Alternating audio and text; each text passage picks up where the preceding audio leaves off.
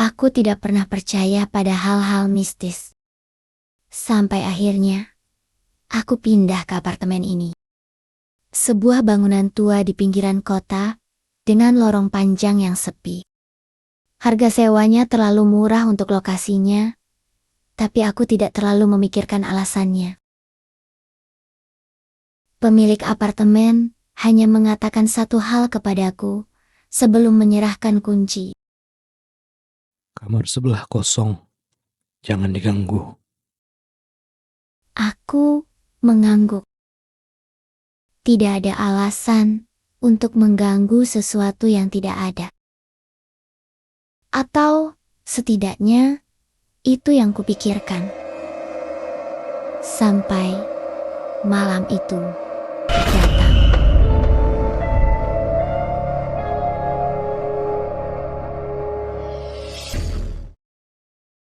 Aku baru saja selesai merapikan kamar ketika aku mendengar sesuatu dari dinding kamar sebelah.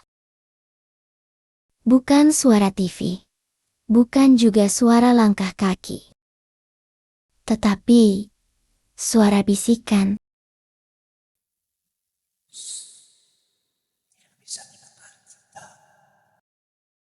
Aku menelan ludah. Mungkin itu cuma suara angin, pikirku. Aku berusaha mengabaikannya dan mencoba tidur. Tapi suara itu tidak berhenti. Bahkan, semakin lama, semakin jelas. Dia datang.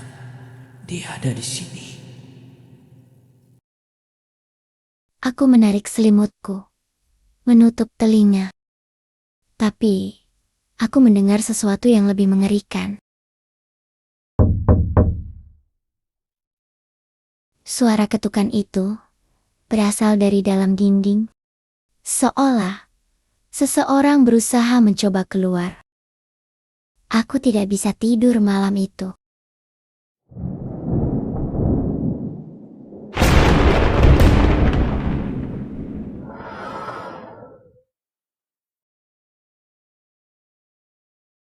Di pagi hari, aku pergi ke lobi apartemen dan bertanya kepada penjaga gedung.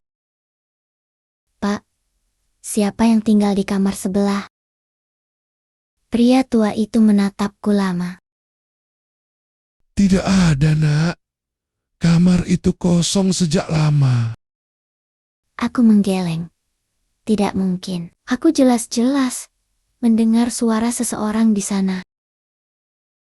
Aku kembali ke apartemen dan mencoba sesuatu yang tidak seharusnya aku lakukan.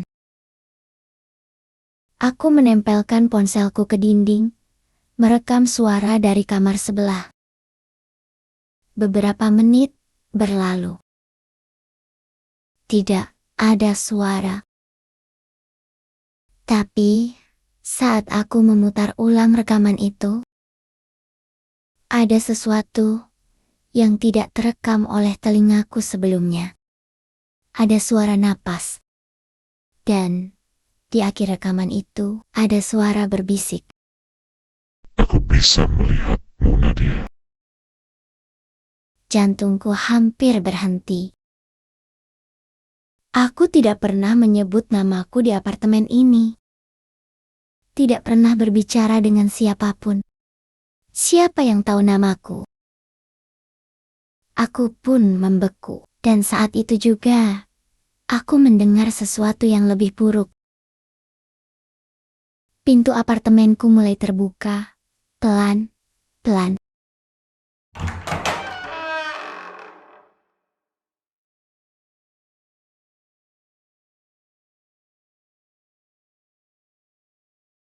Aku terbangun di ruangan yang tidak kukenal. Entahlah, berapa lama aku sudah berada di tempat ini.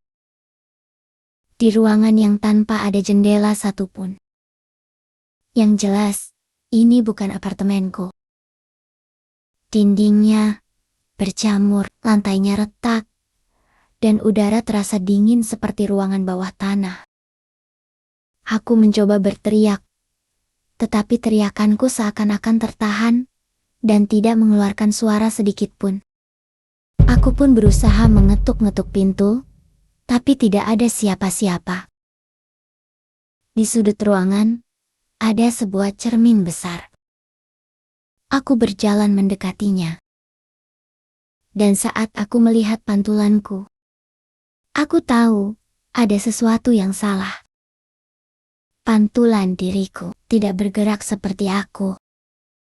Matanya kosong, wajahnya pucat, dan tersenyum lebar. Lalu, ia berbisik dengan suaraku sendiri. Aku sudah lama menunggumu.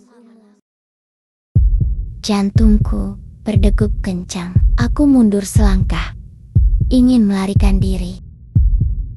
Tapi saat aku berbalik, aku melihat sesuatu yang lebih mengerikan. Di dinding kamar ini, terukir puluhan nama. Semua nama itu adalah namaku. Suara itu datang lagi, dan semakin keras. Aku pun bertanya, apa maksud dari akhir ceritaku? Dia berkata, ini hanya permulaan. Aku lari ke pintu, tapi pintunya terkunci. Aku berteriak, tapi tidak ada suara keluar. Lalu, aku mendengar suara dari balik cermin. Suara ketukan dari balik cermin. Seolah seseorang berada dari dalam cermin, mencoba berusaha untuk keluar. Aku mundur. Aku ketakutan. Tubuhku gemetar. Lalu, terdengar suara dari balik cermin dan berkata, ada seseorang yang ingin bertemu denganmu. Dan saat itu juga, cermin itu retak.